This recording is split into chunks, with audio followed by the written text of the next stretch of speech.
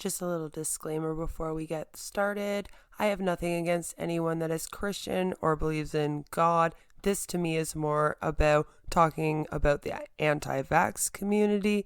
So please keep that in mind when watching the video. If anything, I have an issue with people in the anti-vax community using religion as an excuse to get out of wearing masks or getting vaccinated. So keep that in mind when watching. All right, on to the video now. Thank you. So I found this really interesting article, and it is from MSN News, NBC News, and they say how a new lawsuit is calling evangelical Christianity's dangerous COVID bluff. So of course, let's take a look at that right now.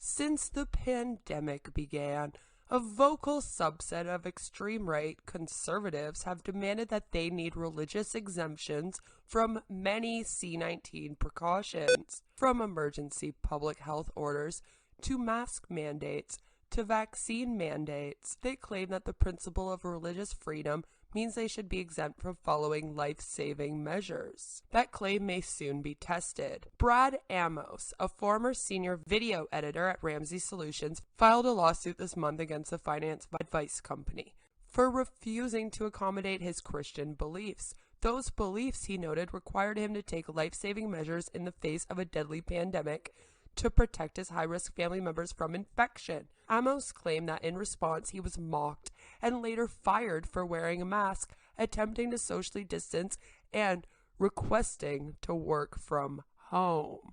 We shall see if the same Christians who have been so vocal on anti-vaccine rights will come to Amos's defense. Personally, I doubt it. Yeah, I'm kind of doubting it too. Because for many on the religious right, religious freedom only matters if it supports a right-wing political agenda.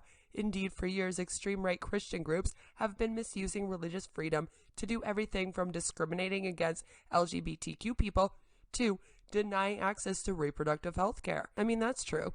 Far from a legitimate effort to protect the right to worship freely, religious freedom has been manipulated into another tool in the Christian nationalist playbook to circumvent any law or regulation they see fit.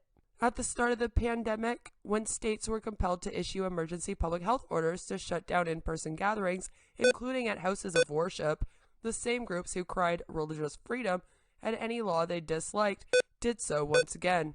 That if they could win exemptions from emergency public health orders in the face of a deadly, highly contagious disease, they could win any claim by exploiting religious freedom. If it were not apparent enough that these supposed claims of religious freedom ring hollow, an entire industry of anti-vaccine activists have now combined forces with Christian nationalists. You don't know what I think about the anti-vaccine community? Go check out my videos on them. Some clergy are even offering to provide religious exemptions if you pay them. Liberty Counsel, a law firm that represented Kim Davis, the county clerk in Kentucky, who refused to issue marriage licenses to same-sex couples, remember that bitch, is a major player in providing legal guidance and representation to those seeking to use religious exemptions to circumvent C-related requirements.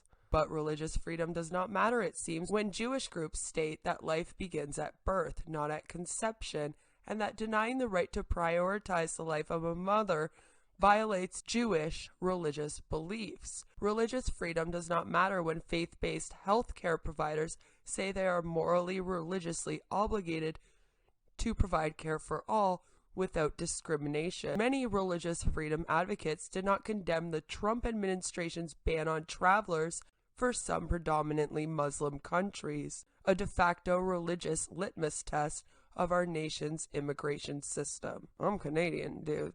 And when a religious freedom claim is made in order to save lives, consistent with public health guidance, then, at least according to Ramsey's Solutions, it should not be granted. It was never about religious freedom.